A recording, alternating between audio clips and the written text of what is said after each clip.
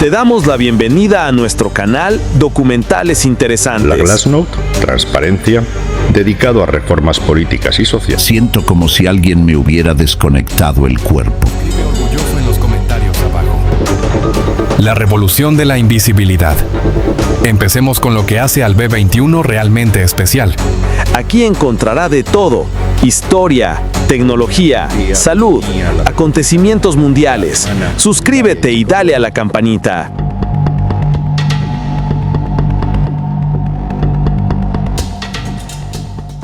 El final de la Primera Guerra Mundial dejó a Alemania hecha polvo. Aunque su territorio casi no fue invadido, las condiciones que le impusieron las potencias vencedoras fueron vistas como una humillación total. El tratado firmado en junio de 1919 obligó a Alemania a aceptar la culpa de la guerra, entregar tierras, reducir su ejército a niveles mínimos y pagar mucho dinero que no tenía. El gobierno alemán se había venido abajo en noviembre de 1918. Empezaron con motines en puertos del norte, donde marineros y obreros se rebelaron. Eso empujó al emperador a dejar el poder y huir. En su lugar se creó una república improvisada, con líderes socialdemócratas que trataban de mantener el control en medio del desorden. Esa república sería conocida como la de Weimar, porque ahí se aprobó la nueva Constitución. Desde el primer día, esa república tuvo enemigos por todos lados. Militares, monárquicos y políticos de derecha nunca aceptaron su existencia. Para ellos, rendirse y firmar el tratado fue una traición. Inventaron la idea de que el ejército alemán no había sido derrotado en el campo de batalla, sino traicionado por los políticos. Ese cuento se volvió muy popular entre los nacionalistas y se usó durante años para atacar a los nuevos gobernantes. La economía se vino abajo enseguida. La guerra había dejado al país sin dinero y con muchas deudas. Para pagar lo que pedían los vencedores, el gobierno empezó a imprimir billetes sin control. Eso desató una inflación que nadie podía parar. En 1923, un dólar valía billones de marcos. El sueldo perdía valor en cuestión de horas. Comprar pan era una carrera contra el tiempo. Los ahorros de toda una vida se esfumaban en días. La angustia era total. En medio de ese desastre aparecieron bandas armadas de todo tipo. Grupos comunistas querían repetir lo que había pasado en Rusia. En varias ciudades intentaron tomar el poder. Al mismo tiempo, ex soldados formaban milicias de derecha que golpeaban huelguistas y mataban políticos de izquierda. Una de las más activas eran los Freikorps, con excombatientes que despreciaban la democracia y soñaban con restaurar el imperio. Las calles se volvieron zonas de guerra. Había asesinatos, ataques y revueltas todo el tiempo. Ministros, jueces, sindicalistas y empresarios eran blanco de atentados. En ese ambiente muchos empezaron a mirar con nostalgia los tiempos del viejo imperio. Para ellos, la república solo traía caos e inseguridad. Y tenían razones para pensarlo. El ejército fue recortado por el tratado. Solo podían tener 100.000 soldados. Eso no alcanzaba ni para proteger las fronteras. La policía no daba abasto. En muchas regiones mandaban los grupos armados o autoridades locales. El Estado era débil y se notaba. El sistema político nuevo tenía voto para todos, un parlamento y reglas modernas. Pero no funcionaba bien. Había muchos partidos, nadie lograba mayoría y los gobiernos duraban muy poco. La gente veía que la democracia no resolvía nada. Las potencias vencedoras no se iban. Tropas extranjeras ocupaban partes del país, como el Ruhr, y vigilaban que Alemania cumpliera lo firmado. Eso generaba más rabia entre la población. La prensa de derecha usaba esos hechos para hablar de humillación y traición. En esa situación surgieron grupos que antes eran vistos como locos. Sus ideas extremas empezaban a sonar menos raras. Hablaban de nacionalismo, antisemitismo, mano dura y orgullo patrio. Uno de esos grupos se llamaba Partido Obrero Alemán. Era chico, pero muy ruidoso. Se reunían en cervecerías y hablaban de recuperar el país. A uno de esos encuentros fue un ex soldado llamado Adolf Hitler. Había peleado en el frente sin grandes logros, pero hablaba fuerte y sabía conectar con la gente. Los líderes del grupo lo notaron. En poco tiempo se volvió su principal orador. Su discurso mezclaba odio, culpa y promesas de venganza. Decía que los judíos, los comunistas y los políticos habían destruido Alemania, y muchos le creyeron. Ese pequeño partido cambió de nombre y se convirtió en el Partido Nacional Socialista Alemán de los Trabajadores. Todavía era minoritario, pero el terreno estaba listo. La República no podía dar orden ni comida. La gente tenía miedo y buscaba respuestas.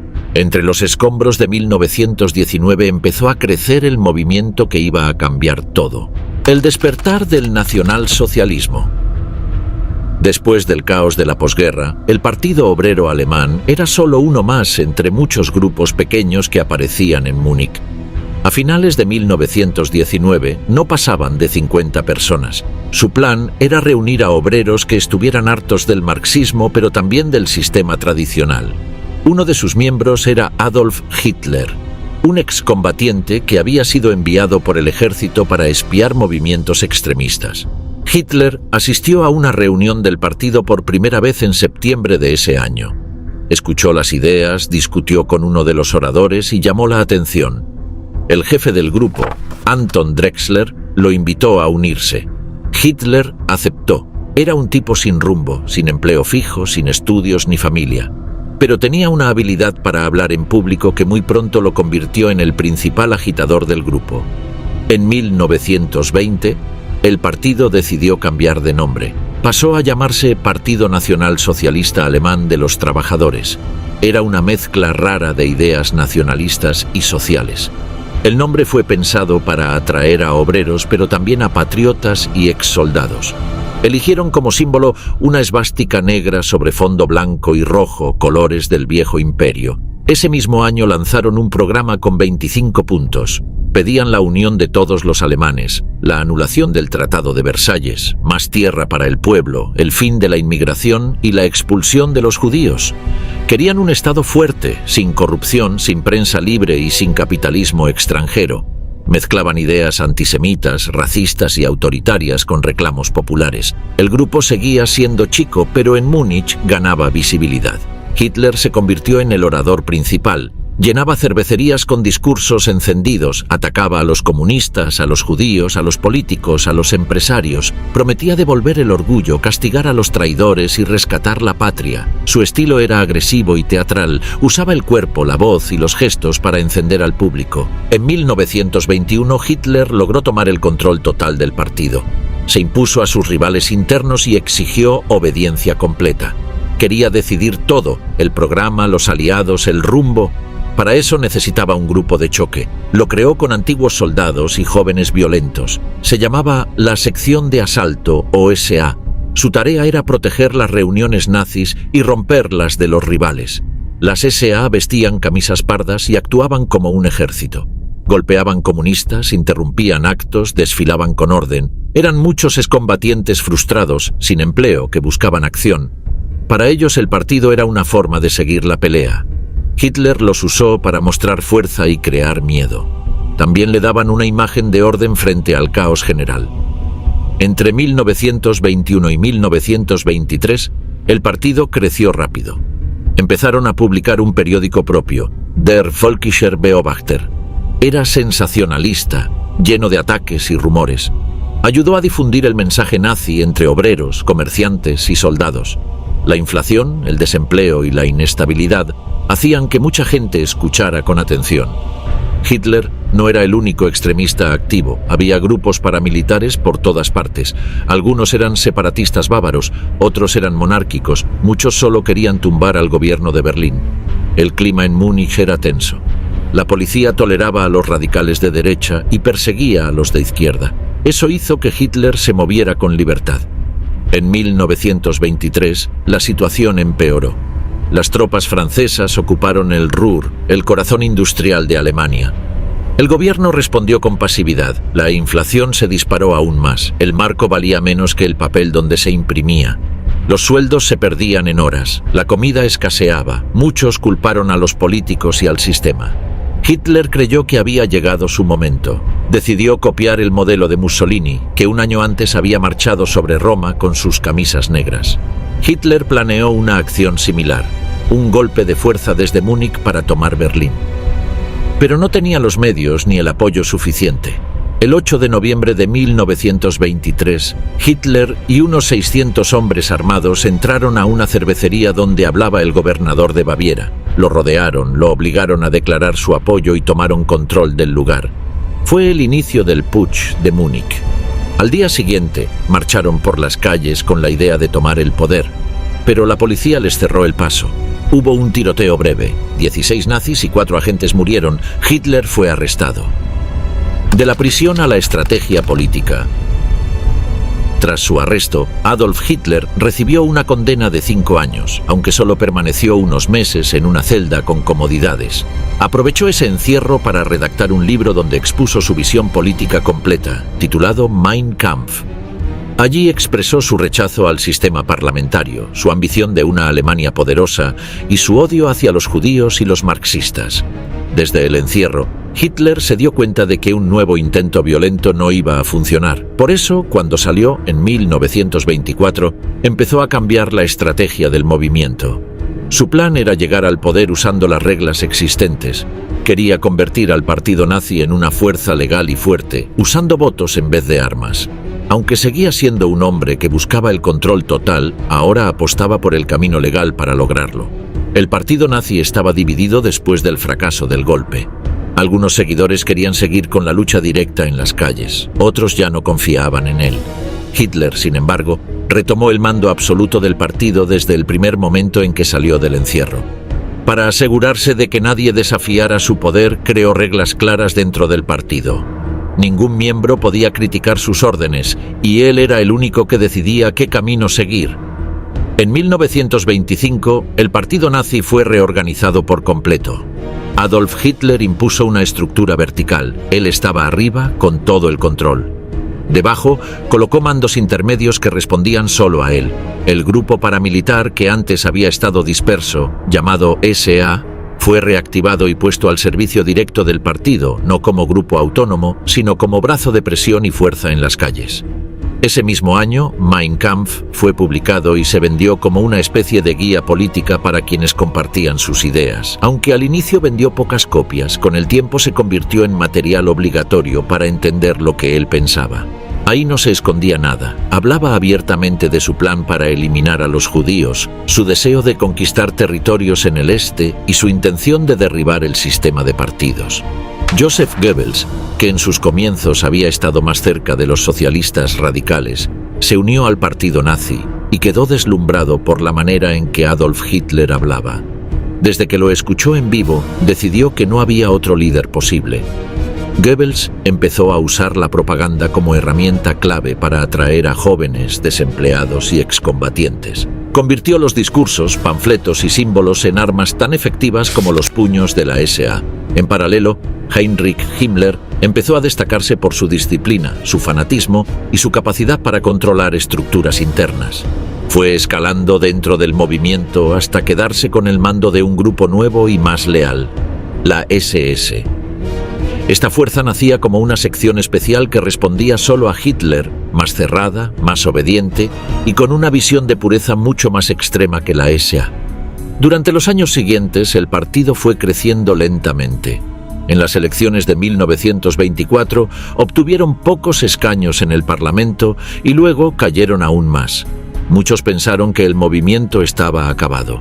Pero Hitler no se desanimó, mantuvo el control con puño de hierro y se dedicó a expandirse por las regiones. Creó una red de líderes locales que difundían el mensaje puerta a puerta, en pueblos, fábricas, universidades y entre soldados retirados. El partido se apoyaba en eventos masivos para reforzar su imagen. Las concentraciones llenas de banderas, antorchas y música marcial se volvieron parte del estilo nazi. Cada acto estaba pensado para dejar una imagen fuerte en la memoria del público. Goebbels lo sabía y lo explotaba. A diferencia de otros partidos, los nazis no ofrecían programas complejos. Ofrecían enemigos, fuerza y un líder que decía exactamente lo que muchos querían oír. En 1928 participaron en las elecciones otra vez. Aunque lograron solo 12 escaños, usaron ese pequeño avance para demostrar que estaban de vuelta. Esa fue la señal de que el partido, aunque chico, estaba vivo.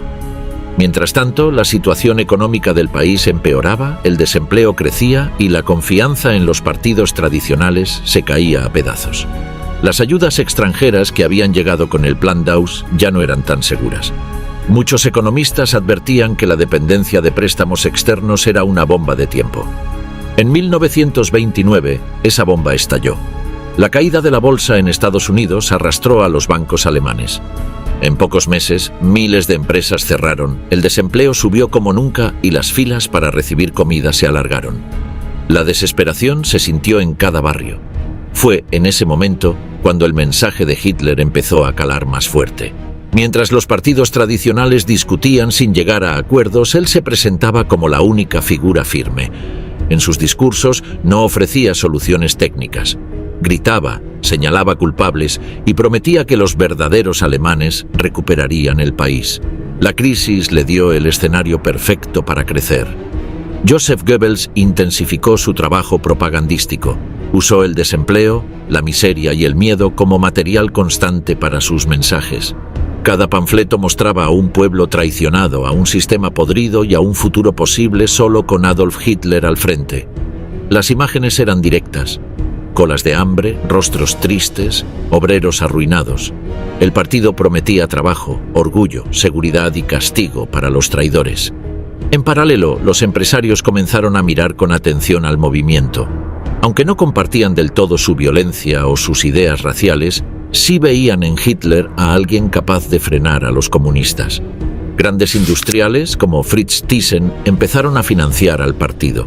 Querían un freno al caos, una figura fuerte, alguien que acabara con las huelgas y protegiera la propiedad. Hitler, sin abandonar su discurso radical, empezó a moderar algunas formas para ganarse ese apoyo.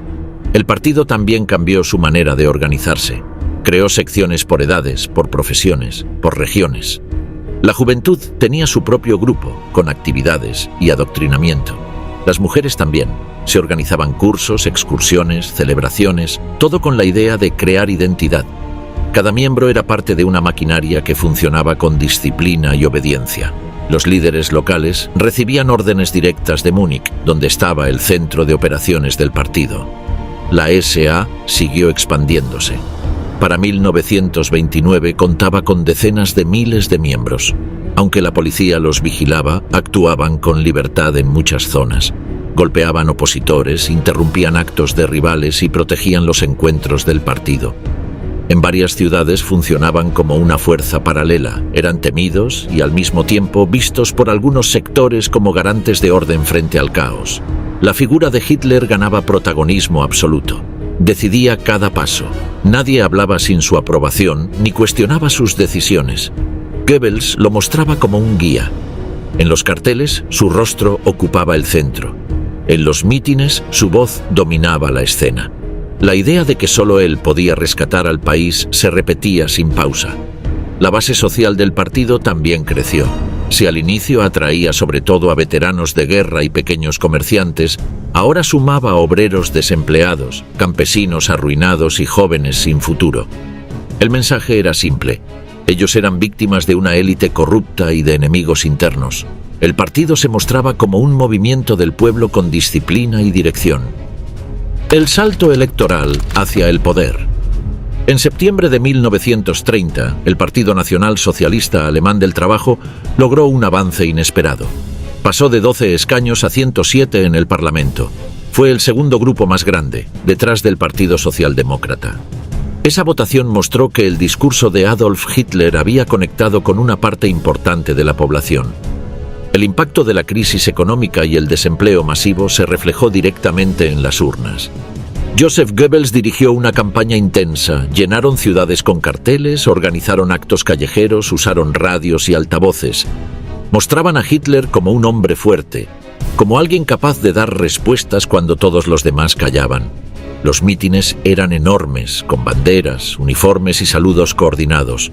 Cada detalle buscaba mostrar orden, fuerza y dirección. Las fábricas cerraban, los bancos quebraban y la pobreza crecía. Muchos alemanes veían que el sistema ya no funcionaba. Adolf Hitler no hablaba de planes técnicos. Prometía justicia, castigo para los responsables y un país grande otra vez. El mensaje era simple y directo. No necesitaba explicaciones. Solo bastaba con escuchar y decidir. Las SA intensificaron sus acciones. Protegían los actos del partido, patrullaban barrios y golpeaban a rivales políticos. La policía, sobrepasada o desinteresada, casi no intervenía. En muchos pueblos el grupo actuaba con total libertad. Aumentó su número de integrantes, muchos jóvenes sin trabajo que buscaban pertenecer a algo. Las élites empezaron a tomar nota. Algunos empresarios y banqueros vieron en el partido una fuerza útil contra el comunismo. El propio Fritz Thyssen se acercó más. Se abrieron líneas de dinero, encuentros privados, acuerdos discretos. A Hitler le bastaba con que no lo frenaran.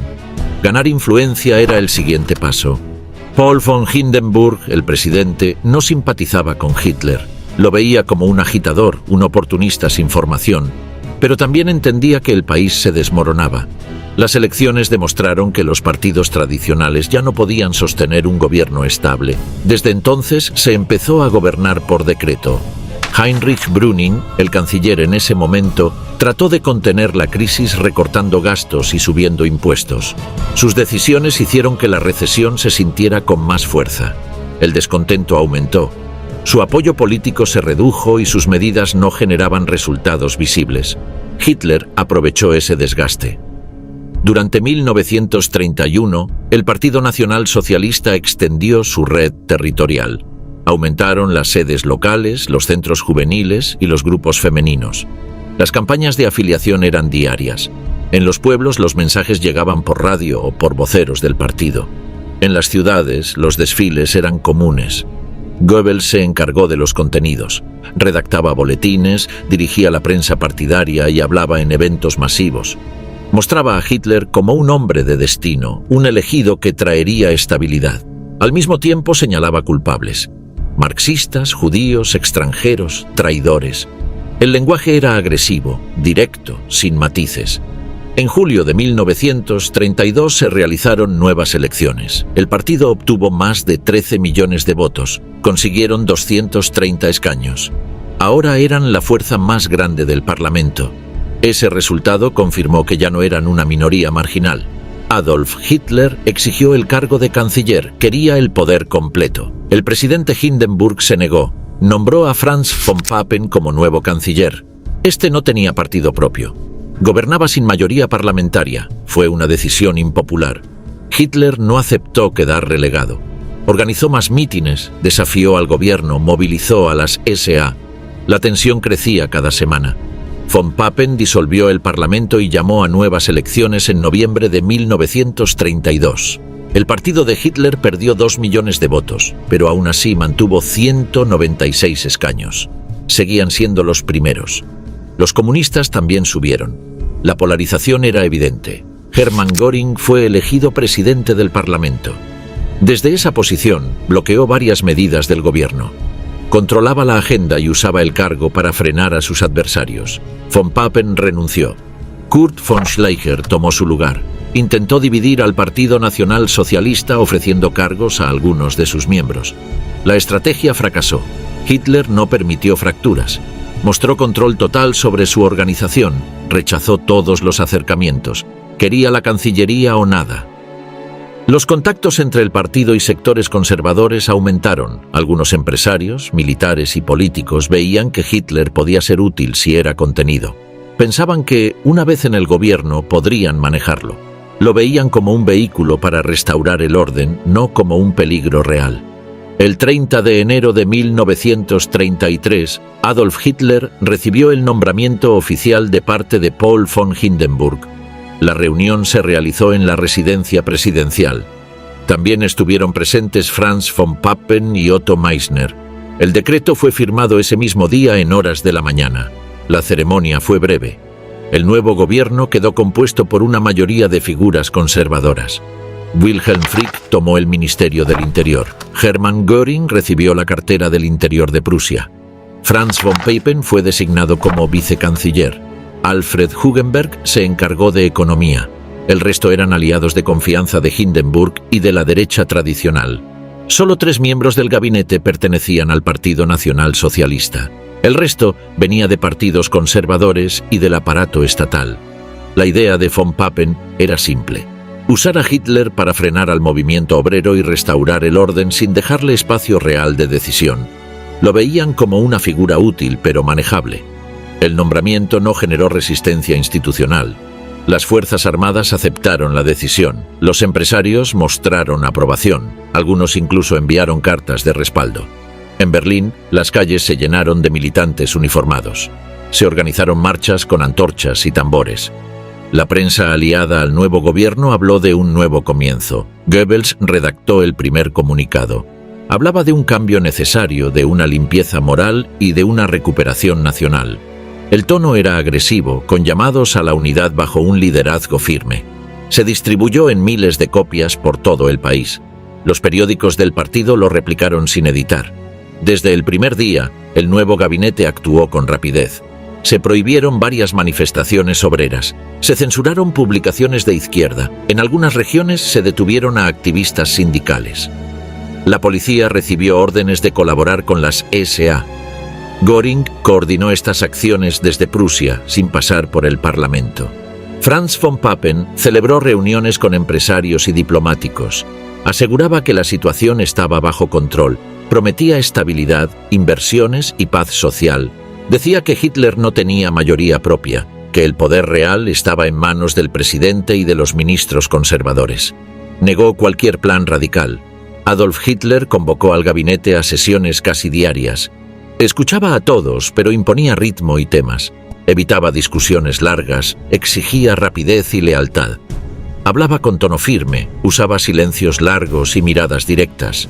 Frick y Göring acataban sin objeciones. Los demás ministros empezaron a notar su control. Hugenberg intentó frenar algunas decisiones. Propuso medidas económicas moderadas. Hitler lo ignoró. Prefirió actuar con decretos y anuncios públicos. Goebbels difundía las decisiones antes de que fueran consultadas con el gabinete. Era una forma de fijar el rumbo sin esperar consenso. La táctica funcionaba. Las SA aumentaron su presencia en ciudades clave. Organizaron patrullas, intimidaron a rivales políticos, ocuparon edificios públicos. Las autoridades locales no ofrecían resistencia. Göring ordenó a la policía que colaborara o que se mantuviera al margen.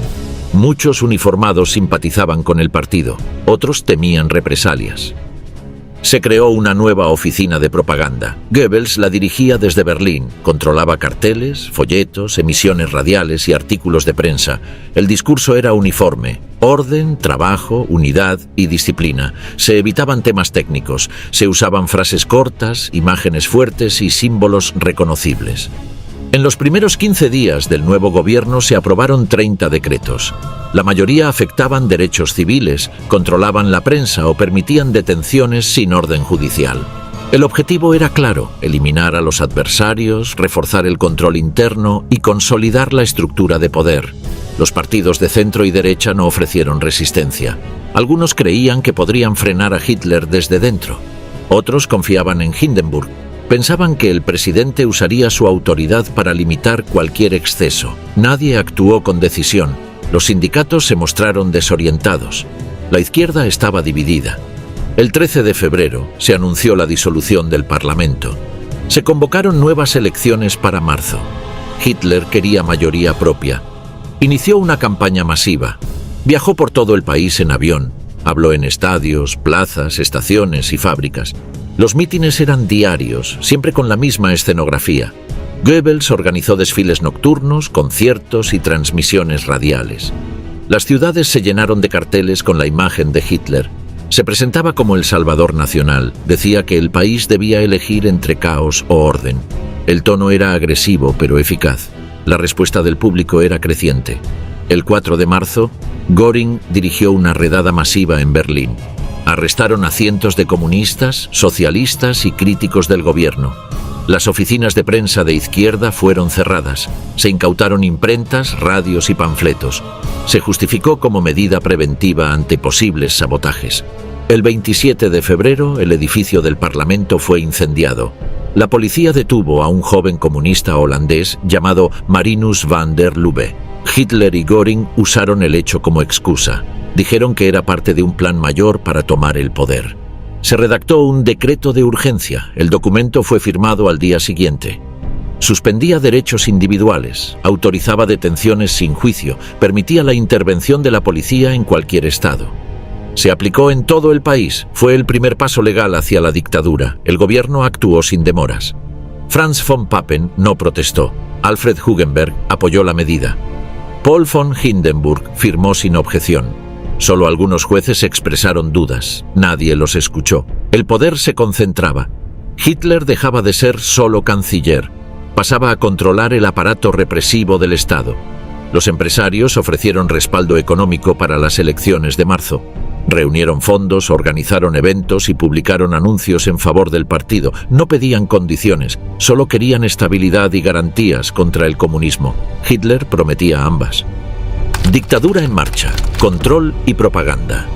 El 5 de marzo de 1933, Alemania volvió a las urnas. El partido de Hitler buscaba una mayoría absoluta para asegurar el control del Parlamento. En medio de la campaña, el incendio del Parlamento permitió aplicar el decreto presidencial que suspendía derechos civiles. Los comunistas fueron perseguidos con fuerza. Muchos candidatos quedaron fuera de la contienda y otros ni siquiera pudieron aparecer en público. El día de la votación, las calles estaban llenas de banderas, uniformes y vigilancia armada. Las SA y la policía patrullaban cerca de los colegios electorales. Los periódicos oficiales anunciaban que solo un triunfo total traería estabilidad. Los militantes del partido trabajaban en turnos, llevaban boletas en la mano, presionaban a votantes y llenaban urnas. El resultado no fue el esperado. El partido de Hitler obtuvo 43% de los votos. Fue su mejor marca hasta el momento, pero no alcanzaba el control del Parlamento. Aún así, con el respaldo de los nacionalistas de Alfred Hugenberg, lograron sumar una mayoría simple. Los comunistas fueron excluidos por decreto. Eso alteró la proporción de bancas. El régimen empezó a mover piezas. El 21 de marzo se organizó una ceremonia en Potsdam. Fue en la iglesia de los Reyes Prusianos. Paul von Hindenburg apareció con uniforme de gala. Hitler llegó de traje oscuro, se inclinó ante el presidente. La imagen fue publicada en miles de portadas. El acto sirvió para mostrar unidad entre el viejo poder y el nuevo.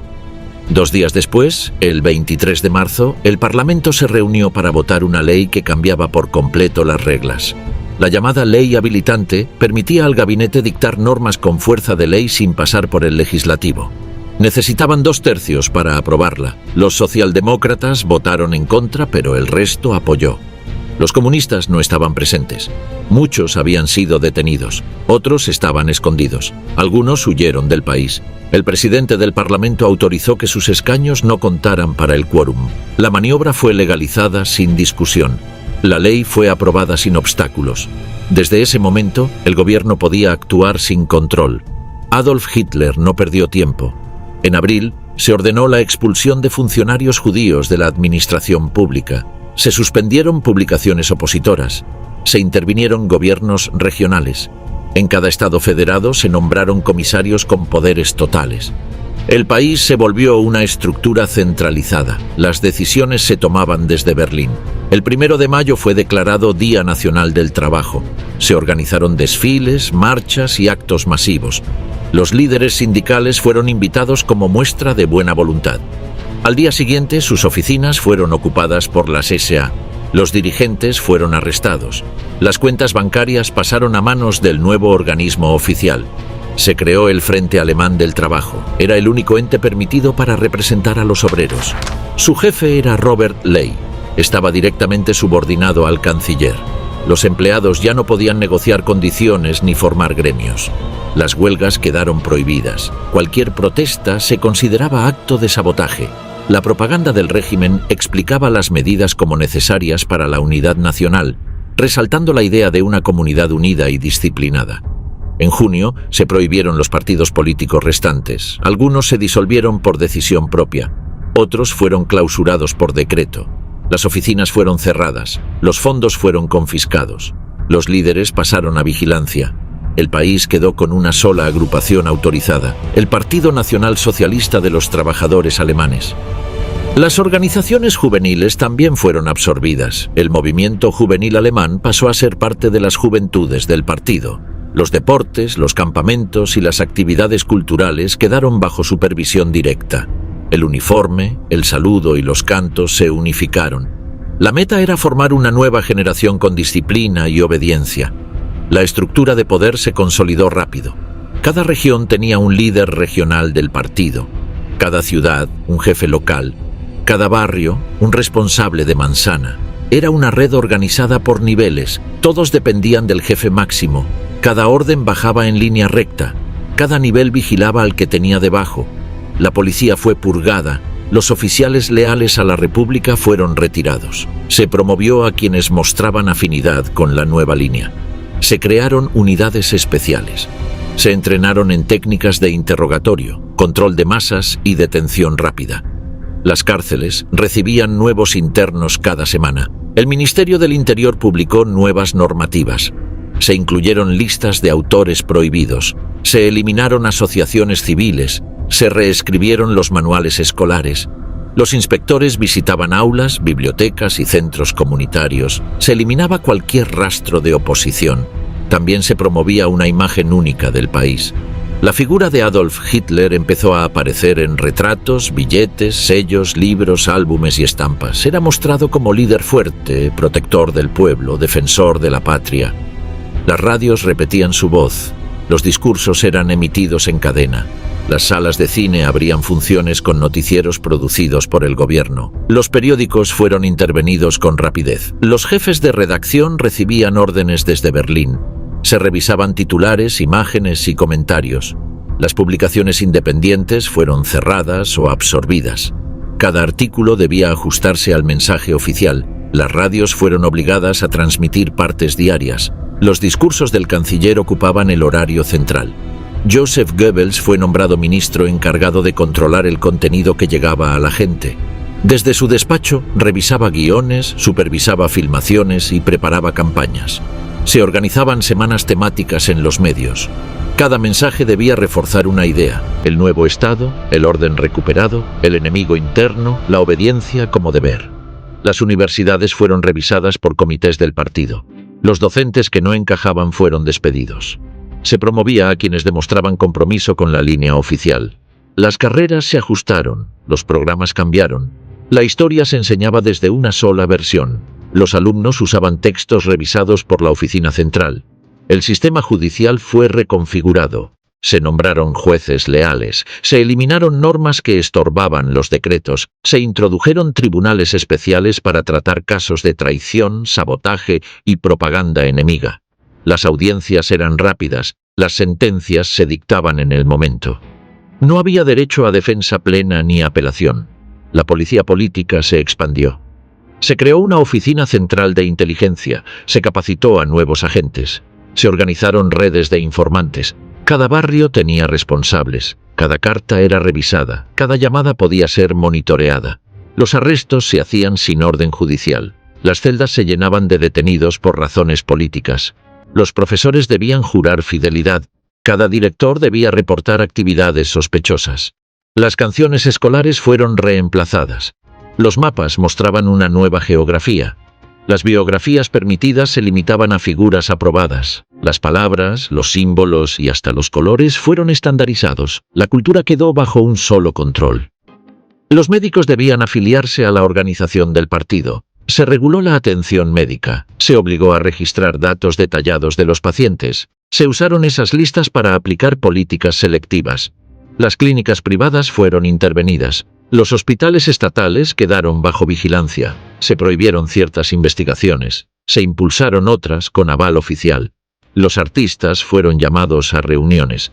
Se les explicó que toda obra debía servir al pueblo. Las exposiciones eran supervisadas. Las galerías privadas recibían visitas inesperadas. Se retiraban piezas que no cumplían. Se organizaban muestras itinerantes para promover el nuevo estilo. Los escultores, pintores y músicos tenían que adaptarse.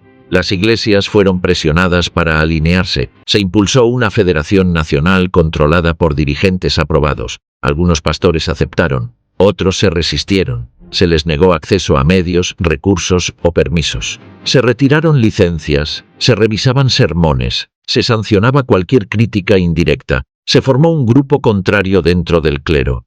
Los registros civiles se reorganizaron. Se exigía declarar origen étnico. Se crearon nuevas categorías en los documentos. Los matrimonios eran evaluados por comités locales. Se otorgaban certificados solo a quienes cumplían ciertos criterios. Las parejas recibían recomendaciones oficiales. Las bodas se realizaban bajo rituales diseñados por el partido. Los nombres de calles fueron modificados. Se colocaron placas nuevas en 1000 esquinas. Las plazas pasaron a llamarse conmemorando a los caídos del movimiento. Las estatuas antiguas fueron reemplazadas por bustos del nuevo líder. Se eliminaron símbolos del pasado. Las estaciones de tren cambiaron de nombre. Las fiestas patrias fueron redefinidas. Se eliminaron fechas asociadas con la república anterior. Se incorporaron nuevas celebraciones. Cada aniversario del partido se festejaba con desfiles, cánticos, juramentos colectivos y actos escolares. Se distribuían panfletos con instrucciones. Las familias debían decorar sus casas con banderas. Los empleados públicos recibían cursos obligatorios. Se evaluaba su comportamiento, se revisaban antecedentes familiares. Se pedía participación en actos partidarios. Se vigilaba asistencia a reuniones. Cualquier desvío era anotado. Se formaron expedientes. Los ascensos dependían de la lealtad. Los despidos eran inmediatos en caso de duda. Las fábricas pasaron a formar parte del Sistema Nacional del Trabajo. Los propietarios firmaban convenios. Se aplicaban normas comunes. Se obligaba a colgar retratos en los salones. Las instrucciones llegaban desde el Ministerio del Trabajo. Se pedía donar al Fondo Patriótico. Los empleados eran evaluados por su conducta cívica. Los barrios obreros fueron pintados con lemas. Se organizaron juegos colectivos. Se distribuían folletos puerta a puerta. Se instalaban altavoces para transmitir discursos. Las marchas nocturnas eran frecuentes. Los jóvenes portaban antorchas. Se les daba formación física, ideológica y paramilitar. Cada semana tenían actividades programadas. Los tribunales actuaban con base en simples denuncias. Una charla casual o una frase interpretada como crítica bastaba para terminar en prisión. La gente aprendió a callar, a sentir y repetir. El miedo se volvió parte del día a día. Las visitas eran escasas, las cartas evitaban temas sensibles y la autocensura se convirtió en norma. Para finales de julio de 1933, el país estaba bajo un mando único, con una voz y un discurso centralizados. Partidos, sindicatos, publicaciones independientes y asociaciones sin control oficial desaparecieron. Todo elemento ajeno al proyecto fue suprimido. La purga interna. La noche de los cuchillos largos. Adolf Hitler venía acumulando poder desde hacía más de un año, pero todavía enfrentaba obstáculos internos que podían ponerlo en peligro. Uno de ellos era Ernst Röhm, jefe de las SA, una organización armada que superaba en número al propio ejército alemán. Röhm buscaba que estas tropas fueran el nuevo ejército del país y con eso ganarse un lugar central dentro del poder. Las SA, que en otros tiempos habían sido útiles para intimidar a rivales políticos y mostrar fuerza en las calles, se habían convertido en un problema para Hitler. La cúpula militar no aceptaba que un grupo de milicianos callejeros los reemplazara. Los generales tradicionales desconfiaban del comportamiento de Röhm, de su discurso igualitario y de su insistencia en una segunda revolución. Hitler lo sabía, y esa tensión ya era insostenible. En junio de 1934, Adolf Hitler tomó la decisión de atacar primero. Aprovechó un viaje oficial a Bad Wiese para preparar un operativo fulminante. Himmler y Göring ya estaban al tanto y apoyaban la jugada. La SS y la Gestapo recibieron listas con los nombres de quienes debían ser arrestados o directamente eliminados. La madrugada del 30 de junio, Hitler llegó al hotel donde Röhm se alojaba con otros líderes de las SA. Personalmente entró a la habitación de su antiguo aliado y lo detuvo. La orden era clara, debía ser encerrado y esperar. Poco después, más de 100 personas fueron arrestadas en distintos puntos del país. Algunos fueron fusilados en el acto. En Berlín, la violencia fue directa. Grupos de las SS y agentes de seguridad se encargaron de capturar y ejecutar a quienes estaban marcados. El antiguo canciller Kurt von Schleicher fue abatido en su casa junto a su esposa. Gregor Strasser, uno de los fundadores del partido, también fue eliminado sin juicio. La lista incluía opositores reales y enemigos inventados. En el campo de concentración de Stadelheim, Ernst Röhm recibió un arma y se le dio la opción de quitarse la vida. Se negó. Poco después, 2 hombres de la SS entraron a su celda y acabaron con él. Hitler no quiso dejar cabos sueltos. Nadie debía quedar como símbolo de disidencia. La operación se extendió hasta el 2 de julio. En esos 3 días, las SA fueron descabezadas. Los oficiales que sobrevivieron fueron despojados de toda autoridad. La estructura fue mantenida como un cuerpo simbólico, sin poder real. La SS, en cambio, ganó peso y autonomía. El ejército alemán recibió con agrado lo que había ocurrido. Los generales, que temían ser reemplazados por la milicia de Rom, entendieron que Hitler les había tendido la mano. Días después, prestaron juramento de fidelidad personal a él, no al Estado ni a la Constitución. Ese fue un paso clave en la creación de un régimen totalmente subordinado a su figura. El 3 de julio, Adolf Hitler se presentó ante el Parlamento. Vestía uniforme, hablaba con tono severo y sin rodeos. Explicó que había intervenido para frenar una traición. Mostró documentos y acusaciones recopiladas por la Gestapo. No dejó lugar a dudas. La SA había puesto en riesgo la estabilidad del país. El aplauso fue inmediato. Ningún diputado se atrevió a objetar. Ese mismo día, el Ministerio de Justicia difundió una ley con fecha retroactiva que declaraba legales todas las acciones del 30 de junio al 2 de julio. La redacción fue precisa. Las medidas tomadas por el Führer fueron en defensa del Estado. El texto convertía los asesinatos en actos oficiales. El mensaje era nítido. Cualquier decisión del líder quedaba por encima del derecho tradicional. El aparato propagandístico trabajó a fondo para imponer una narrativa única. Joseph Goebbels ordenó que todos los periódicos publicaran el mismo titular: Hitler actúa para salvar a Alemania. Las radios repitieron el discurso oficial durante horas. Se distribuyeron panfletos, se organizaron mítines y se produjo una película sobre los hechos. Todo estaba diseñado para reforzar la imagen de un líder que había restaurado el orden con mano firme. La SA quedó completamente desarticulada. Sus cuarteles fueron cerrados o vaciados. Miles de integrantes perdieron su estatus y beneficios. Algunos fueron trasladados a otras dependencias, pero sin poder ni influencia. La mayoría fue obligada a regresar a la vida civil. La estructura que alguna vez había simbolizado la calle, la agitación y la conquista del poder quedó reducida a recuerdos. En paralelo, la SS adquirió un nuevo rol. Heinrich Himmler reestructuró el cuerpo como una fuerza autónoma, con funciones propias y acceso directo al Führer. Se convirtió en un aparato de seguridad interno con campos, inteligencia y autoridad operativa. La lealtad de sus miembros era absoluta. El uniforme negro reemplazó al marrón de las SA como símbolo del poder real dentro del régimen. A nivel político, la purga marcó un antes y un después. Ningún otro grupo dentro del partido se atrevió a reclamar protagonismo. Las diferencias internas fueron eliminadas sin negociación. Adolf Hitler dejó en claro que la unidad se lograba por eliminación, no por diálogo. Desde ese punto, las reuniones se volvieron monólogos. Los discursos, órdenes, los congresos, desfiles. El ejército también cambió su dinámica. Al recibir garantías de que la milicia paralela había sido desmantelada, los generales firmaron el Pacto de Fidelidad Personal. Ese documento se convirtió en juramento obligatorio para cada oficial, soldado o recluta. Ya no se debía obediencia a una bandera o a una institución. La subordinación era directa al Führer sin mediaciones. El clima en las instituciones se transformó. Las oficinas públicas, los tribunales, los ministerios y las universidades adoptaron un nuevo tono. Se retiraron cuadros, se ajustaron currículos, se promovieron leales y se apartó a críticos. Los rumores bastaban para iniciar expedientes. Los cargos se entregaban por confianza, no por mérito. La eficiencia cedió paso a la obediencia. Los aliados conservadores del régimen entendieron el mensaje. Hombres de negocios, jefes religiosos y dirigentes provinciales comenzaron a replicar el estilo. Se priorizó la disciplina sobre la opinión. Los comités fueron reemplazados por órdenes verticales. Las decisiones se concentraron en núcleos reducidos.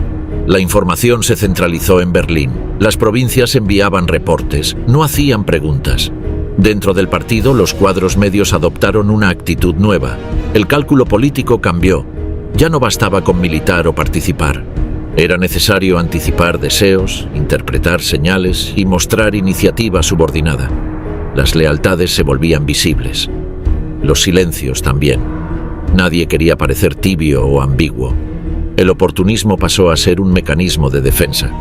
Los eventos del 30 de junio dejaron un impacto psicológico duradero. Los testigos evitaron hablar. Las familias de las víctimas recibieron amenazas para mantener el silencio. En muchos casos, los cuerpos nunca fueron entregados. Se prohibieron homenajes, funerales públicos o cualquier señal de duelo.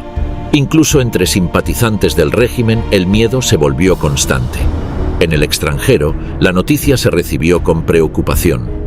Algunos gobiernos enviaron notas diplomáticas de advertencia, otros simplemente retiraron agregados militares. La prensa internacional describió lo ocurrido como un giro autoritario. Sin embargo, dentro de Alemania la reacción fue mínima. El terror funcionó como cemento, la pasividad como estrategia. Los mecanismos para silenciar disidentes ya no eran excepciones. Pasaron a ser recursos válidos. El costo de la traición, real o inventada, era la muerte sin juicio. La moral partidaria se definía desde arriba. La frase «noche de los cuchillos largos» se convirtió en una fórmula repetida en secreto, con tono de advertencia. Entre cuadros del partido se utilizaba como código para describir situaciones delicadas. En la administración funcionaba como sinónimo de purga. En las calles era una leyenda sin detalles, pero todos entendían su significado. Quien desafiaba al mando podía desaparecer en horas. Ese episodio también fijó los límites de lo que era tolerable. Si Adolf Hitler estaba dispuesto a eliminar a sus propios compañeros históricos, nadie más quedaba a salvo. El cálculo ya no pasaba por ideología, sino por lealtad. El liderazgo dentro del régimen pasó a ser una cuerda floja. Ascender implicaba riesgo. Caer era definitivo. A partir de entonces, las decisiones ya no necesitaban consenso. Bastaba con una señal desde la Cancillería para cambiar el rumbo de una política, para cerrar una institución o para reemplazar un gabinete completo. Capital y Reich, la alianza empresarial. Después de eliminar a Ernst Röhm y consolidar su control sobre el ejército, Adolf Hitler centró su estrategia en asegurar el respaldo de los sectores empresariales. Desde su llegada al poder, los líderes económicos habían visto con expectativa el rechazo del régimen a los sindicatos, su discurso anticomunista y la promesa de orden. Pero aún existía incertidumbre sobre los planes reales del nuevo gobierno respecto a la economía. Durante 1934, Hitler comenzó a eliminar esas dudas. Uno de los primeros pasos fue garantizar a los grandes empresarios que sus propiedades, inversiones y márgenes de maniobra quedarían intactos. Las expropiaciones, típicas de otros movimientos radicales, fueron descartadas. Las reuniones con figuras clave de la industria, como Gustav Krupp o Fritz Thyssen, se volvieron frecuentes. El mensaje era directo. El Estado quería cooperación, no intervención. Al mismo tiempo, el Partido Nacional Socialista disolvía por completo a los sindicatos independientes. La vieja estructura obrera fue reemplazada por el Frente Alemán del Trabajo, encabezado por Robert Ley. Esta nueva organización tenía como objetivo alinear a los trabajadores con los intereses del régimen. Las huelgas quedaron eliminadas y los salarios se fijaron sin negociación colectiva. Desde la industria se celebraba esa estabilidad laboral. El aparato estatal comenzó a organizar grandes obras públicas. Las autopistas, los puentes y los canales se convirtieron en vitrinas del nuevo gobierno. Estas iniciativas no solo generaban empleos, también aseguraban contratos a las empresas que mostraban fidelidad al partido. La asignación de proyectos se vinculaba cada vez más con la cercanía al poder. Las constructoras alineadas recibían prioridad. Las que mostraban reservas quedaban fuera. Durante 1935, la industria pesada comenzó a sentir los efectos de la política de rearme. Las órdenes de acero, carbón y maquinaria aumentaron.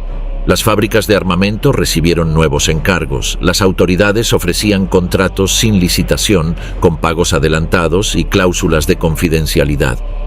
La inversión privada crecía al ritmo del gasto militar. La banca también encontró espacios para crecer.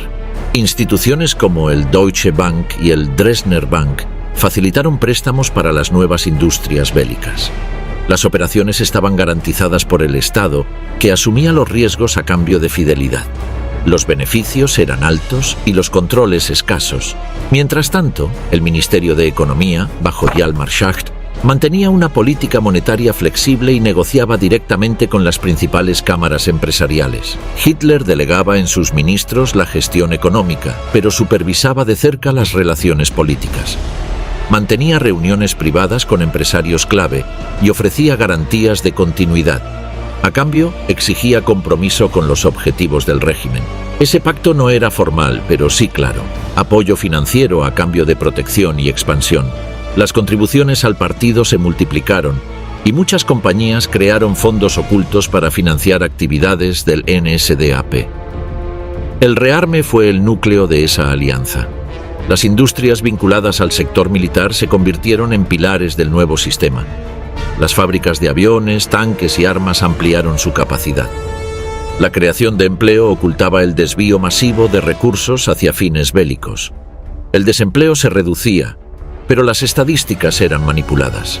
Se excluían a las mujeres, a los judíos y a los trabajadores forzados del conteo oficial. Durante este periodo, Hitler reforzó el control ideológico dentro del mundo empresarial. Los líderes de cámaras de comercio, gremios y asociaciones sectoriales fueron reemplazados por miembros del partido. Las decisiones ya no respondían solo a criterios económicos, sino también políticos. La obediencia se volvió requisito para recibir contratos, licencias o acceso a divisas. Las exposiciones industriales, organizadas por el régimen, se convirtieron en vitrinas de propaganda. Se presentaban como evidencia del renacer económico alemán, pero detrás había una red de dependencia entre el poder político y los grandes grupos empresariales. Cada proyecto servía a un doble objetivo: modernización y control. La economía fue moldeada según las necesidades del partido. Se eliminó toda forma de oposición sindical, se restringió la competencia externa y se favoreció a los aliados. El sistema no permitía márgenes de disenso. Las decisiones se tomaban desde arriba y el margen de maniobra empresarial dependía de la cercanía al partido. En paralelo, la política económica avanzaba hacia el objetivo del rearme total. La oficina del Plan Cuatrienal, impulsada en 1936, definió los sectores clave: acero, caucho, petróleo sintético, aluminio y armamento. Se diseñaron programas de sustitución de importaciones y se crearon empresas mixtas para desarrollar tecnologías propias. Cada nueva fábrica estaba ligada al esfuerzo militar, aunque se presentara como avance industrial. El régimen fomentó también la incorporación de jóvenes a la economía controlada. Se crearon programas de formación técnica vinculados a fábricas estatales o aliadas. El adoctrinamiento comenzaba en la escuela y continuaba en talleres organizados por el Frente Alemán del Trabajo. La disciplina, la obediencia y la subordinación eran las bases del modelo. En zonas rurales, las cooperativas fueron reorganizadas. Se eliminó cualquier forma de autogestión y se impuso una estructura jerárquica donde los delegados del partido decidían la distribución de recursos. Los precios agrícolas eran fijados por las autoridades y los excedentes se destinaban a reservas estratégicas. La propiedad seguía siendo privada, pero su uso quedaba supeditado a objetivos del Estado. El uso de mano de obra forzada comenzó a organizarse de forma preliminar en esta etapa. Aunque todavía no existía el sistema de trabajo esclavo extendido que se vería años después, ya se experimentaba con prisiones y campos de internamiento. Las autoridades asignaban a ciertos empresarios contingentes de trabajadores detenidos, bajo condiciones opacas. Esto servía como ensayo para lo que vendría. A nivel internacional, el régimen buscó mantener la imagen de un país en recuperación. Las visitas diplomáticas incluían recorridos por fábricas modelo, estadios modernos y vías rápidas. Las cifras de desempleo eran maquilladas y los informes financieros eran adaptados para mostrar equilibrio. El objetivo era atraer crédito externo sin revelar la verdadera orientación militar de la economía. La élite empresarial se fue adaptando. Algunos aceptaban por pragmatismo, otros por convicción. Las ganancias eran altas y el margen de maniobra dependía de la cercanía al poder. Muchas compañías desarrollaron sus propios canales de comunicación con jerarcas del partido. Se ofrecían donaciones, beneficios en especie, viajes, favores. El vínculo era directo, funcional y sin controles. A fines de 1936, la economía alemana ya operaba bajo una lógica completamente subordinada al proyecto político.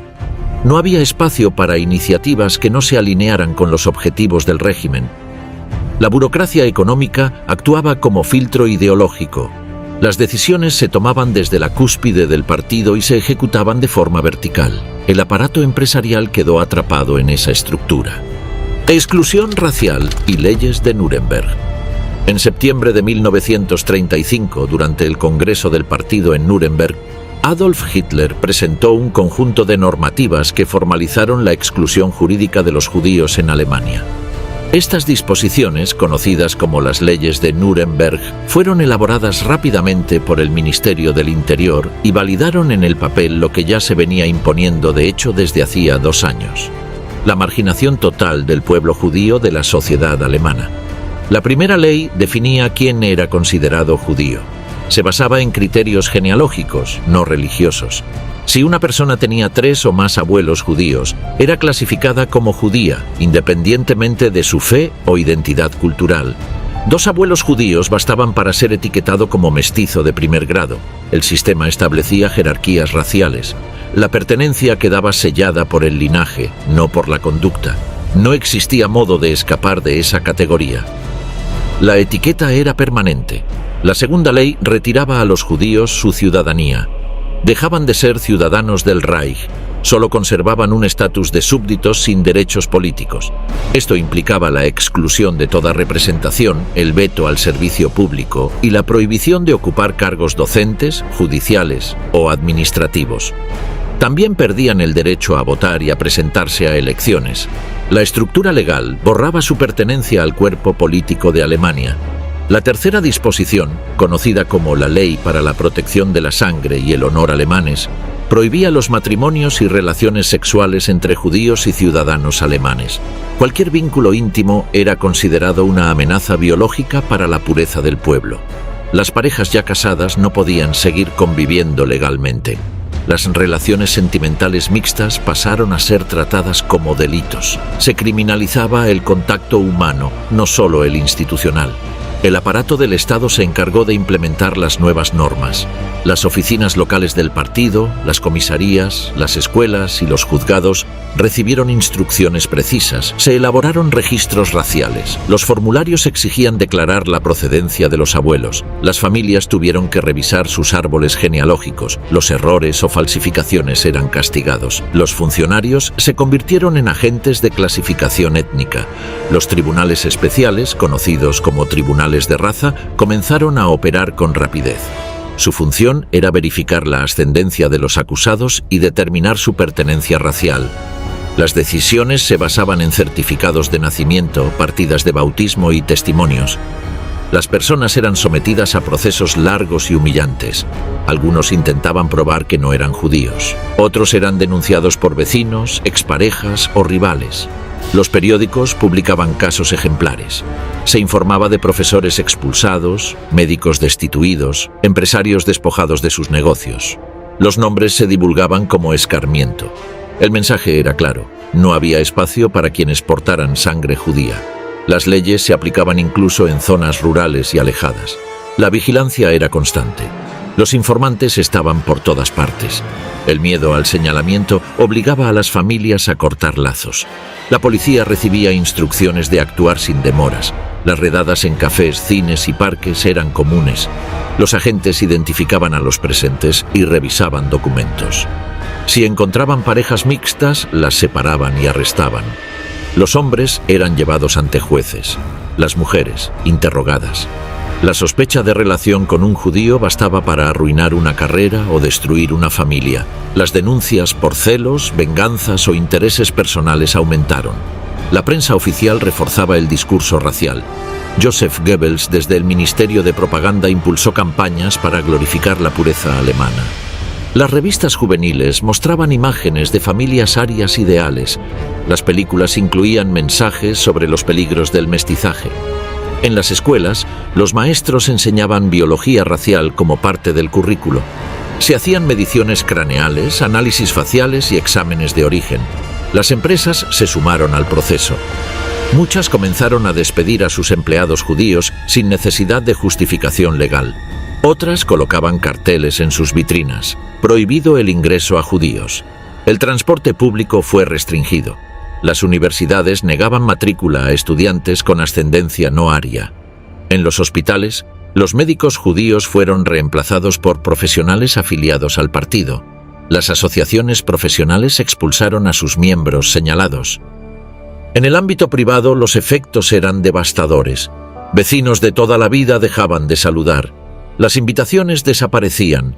Los comercios rechazaban clientes conocidos. La exclusión social acompañaba la legal. Los niños sufrían burlas en los patios. Las familias quedaban aisladas, las mudanzas forzadas se multiplicaban. Muchos comenzaron a buscar formas de salir del país, aunque las trabas burocráticas lo hacían cada vez más difícil. Los líderes del partido celebraban la eficacia de las medidas. Se hablaba de una limpieza del cuerpo nacional. Las cifras eran exhibidas con orgullo. Se detallaban matrimonios disueltos, ciudadanos despojados de derechos y empleos redistribuidos entre miembros del partido. La política de exclusión ya no era informal, estaba escrita, reglamentada, aplicada desde las estructuras del poder. Las autoridades extranjeras observaron con inquietud lo que ocurría en Alemania. Algunos gobiernos protestaron, pero sin consecuencias prácticas. Las delegaciones diplomáticas recibieron informes, pero las sanciones nunca llegaron. Las grandes potencias privilegiaban la estabilidad europea. Los empresarios extranjeros continuaban firmando contratos. El régimen entendió que podía avanzar sin frenos. Para el verano de 1936, el sistema de exclusión racial estaba completamente consolidado. Las leyes de Nuremberg habían transformado la discriminación cotidiana en una política de Estado estructurada, masiva y ejecutada con eficiencia. La maquinaria legal, policial y social ya estaba en marcha. El siguiente paso sería desplazar físicamente a los excluidos. Conquista diplomática de Europa Central. Adolf Hitler llevaba tiempo probando hasta dónde podía llegar sin enfrentar consecuencias. En marzo de 1936, tomó una decisión que desafió directamente al orden establecido tras la Gran Guerra. Envió tropas alemanas a Renania. Esa región, desmilitarizada por el Tratado de Versalles, era clave para el equilibrio en Europa occidental. Reocuparla violaba directamente los acuerdos firmados. Sin embargo, los soldados cruzaron el Rin sin resistencia. Francia y Reino Unido protestaron, pero no actuaron. La jugada de Hitler salió intacta. Dentro de Alemania fue recibido como un héroe. Había recuperado soberanía sin derramar sangre. La reocupación de Renania fue más que una maniobra simbólica. Hitler puso a prueba la disposición de las potencias a enfrentarlo militarmente. Cuando vio que no estaban dispuestas a intervenir, entendió que tenía margen para avanzar. A partir de ahí, aceleró sus planes. Su siguiente objetivo era Austria. Desde hacía años, grupos nacionalistas austríacos simpatizantes del nazismo pedían una unión con Alemania. Hitler, nacido en Austria, compartía ese deseo. En febrero de 1938, presionó al canciller austríaco Kurt Schuschnigg para permitir más participación de los nazis en el gobierno local. Schuschnigg aceptó a regañadientes, pero al mismo tiempo anunció un referéndum para que el pueblo decidiera si quería mantener la independencia. Hitler no esperó ese resultado. El 11 de marzo, ordenó el despliegue de tropas hacia Austria. Al día siguiente, los soldados alemanes cruzaron la frontera sin disparos. Fueron recibidos por multitudes que agitaban banderas y saludaban con entusiasmo. Al llegar a Viena, Hitler proclamó oficialmente el Anschluss, la incorporación total de Austria al Tercer Reich. Los líderes aliados volvieron a condenar la medida, pero otra vez no hicieron nada. La anexión de Austria tuvo consecuencias inmediatas. Miles de opositores fueron arrestados. Judíos austríacos comenzaron a ser perseguidos. Las leyes raciales de Nuremberg se aplicaron de inmediato. Al mismo tiempo, la propaganda nazi difundió imágenes de bienvenida popular para justificar la operación como una reunificación legítima. Hitler apareció en las calles de Viena como un líder venerado. El mensaje era claro: su influencia se expandía sin enfrentarse a obstáculos reales. Tras ese éxito, Hitler puso su mirada en Checoslovaquia. En el extremo oeste de ese país se encontraba la región de los Sudetes, habitada por una importante minoría de habla alemana. El régimen nazi argumentó que esa población era discriminada y exigió su incorporación al Reich. A lo largo de 1938, intensificó la presión diplomática. Mientras tanto, grupos pronazis dentro de los Sudetes agitaban el clima político. El gobierno checoslovaco se negó a ceder. Contaba con el respaldo militar de Francia y tenía acuerdos con la Unión Soviética. Sin embargo, ni París ni Londres querían otro conflicto. En septiembre de ese año, el primer ministro británico Neville Chamberlain y su homólogo francés Édouard Daladier volaron a Múnich para negociar directamente con Hitler. El dictador exigió la entrega inmediata de los Sudetes. En la madrugada del 30 de septiembre, las potencias firmaron un acuerdo que permitió a Alemania anexionar esa región sin resistencia. Checoslovaquia, que no fue invitada a la reunión, se vio obligada a aceptar. Al regresar a Londres, Chamberlain anunció que había asegurado la paz. En Berlín, Hitler lo consideró una victoria total. La anexión de los Sudetes reforzó la percepción de que el Tercer Reich podía expandirse sin disparar. Hitler había logrado modificar fronteras mediante presión, amenazas y diplomacia agresiva. Cada avance debilitaba a sus vecinos y fortalecía su imagen en casa. El ejército, los empresarios y la población celebraban el crecimiento del país sin las pérdidas que implicaba una guerra abierta. Con los Sudetes en manos alemanas, la industria checa, sus líneas defensivas y buena parte de su producción armamentística quedaron bajo control nazi. Hitler no necesitó una invasión completa para obtener una ventaja estratégica. Al año siguiente, Checoslovaquia sería desmembrada por completo. En 3 años, el Tercer Reich había logrado expandirse territorialmente sin necesidad de combates. La comunidad internacional había cedido cada vez que Hitler subía la apuesta. Las lecciones de Renania, Austria y los Sudetes demostraron que, mientras las potencias dudaban, él avanzaba. El equilibrio europeo se había roto sin batallas formales, solo con desfiles militares, discursos públicos y amenazas calculadas. Polonia bajo fuego, el inicio de la guerra. A comienzos de 1939, Adolf Hitler ya había logrado incorporar Renania, Austria y los Sudetes al Tercer Reich sin disparar un solo tiro. Sin embargo, su ambición no terminaba ahí. Tenía en la mira a Polonia, un país que había recuperado su independencia después de la Primera Guerra Mundial y que contaba con acceso al mar gracias al llamado Corredor Polaco, una franja que separaba Prusia Oriental del resto de Alemania. El régimen nazi había iniciado una intensa campaña mediática para presentar a Polonia como una amenaza.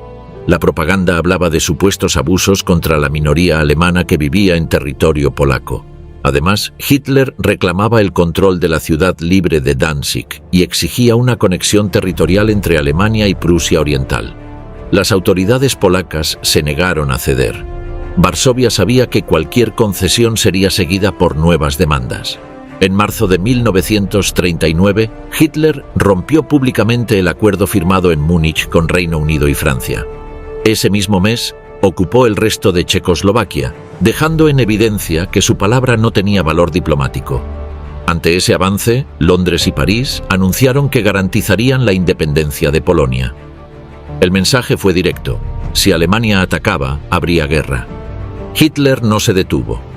En agosto, sus diplomáticos negociaron en secreto con la Unión Soviética. El 23 de ese mes se firmó el pacto Ribbentrop-Molotov. Oficialmente, era un acuerdo de no agresión. En la práctica, incluía cláusulas secretas para repartirse Europa del Este. Alemania obtendría el oeste de Polonia, mientras que la URSS tomaría el este y los países bálticos. Con ese pacto asegurado, Hitler tuvo vía libre para lanzar su ofensiva. En la madrugada del 1 de septiembre de 1939, tropas alemanas cruzaron la frontera polaca. La invasión se ejecutó con una estrategia coordinada que combinaba unidades terrestres, divisiones blindadas y ataques aéreos. Fue la primera demostración del estilo de guerra que los nazis llamaron Blitzkrieg, o guerra relámpago. Las defensas polacas, aunque valientes, no lograron frenar el avance. La Luftwaffe bombardeó rutas, estaciones de tren y ciudades. Varsovia fue atacada desde el aire desde los primeros días. La maquinaria alemana avanzaba con rapidez, cortando líneas de comunicación y sembrando el caos. Las imágenes de columnas de tanques atravesando pueblos polacos marcaron un nuevo tipo de conflicto, rápido, brutal y sin tregua. El 3 de septiembre, Reino Unido y Francia cumplieron su promesa. Declararon la guerra a Alemania. Sin embargo, durante semanas no realizaron operaciones ofensivas reales. Fue el inicio de lo que luego se conoció como la Guerra Falsa. Mientras tanto, Polonia luchaba sola. El 17 de septiembre, aprovechando la situación, la Unión Soviética invadió por el este. El país quedó atrapado entre dos potencias que habían pactado su destrucción. En menos de un mes, el Estado polaco dejó de existir como entidad soberana. Varsovia cayó el 28 de septiembre. Las autoridades fueron arrestadas, deportadas o eliminadas. Las zonas ocupadas por Alemania quedaron bajo administración militar, mientras que la región oriental quedó en manos soviéticas. Millones de civiles quedaron atrapados en medio del conflicto. Las ejecuciones, los campos de internamiento y las deportaciones comenzaron de inmediato. El ataque a Polonia marcó el punto de quiebre definitivo. La Segunda Guerra Mundial ya era una realidad. La estrategia de Hitler, basada en tomar territorios sin oposición directa, había terminado. Desde ese momento tendría que enfrentar a enemigos armados y decididos. Aún así, confiaba en que su superioridad militar le daría ventaja. El régimen nazi apostaba a una guerra corta, fulminante y victoriosa. La invasión de Polonia también reveló la naturaleza del proyecto nazi. No se trataba solo de redibujar fronteras. Las autoridades alemanas iniciaron de inmediato un proceso sistemático de eliminación de líderes políticos, intelectuales, maestros, curas y cualquier figura que pudiera representar una identidad nacional polaca. Fue el inicio de una política de ocupación brutal y de reconfiguración étnica que se extendería en todos los territorios conquistados. La operación terminó consolidando el dominio de Adolf Hitler sobre el aparato militar y político del Reich.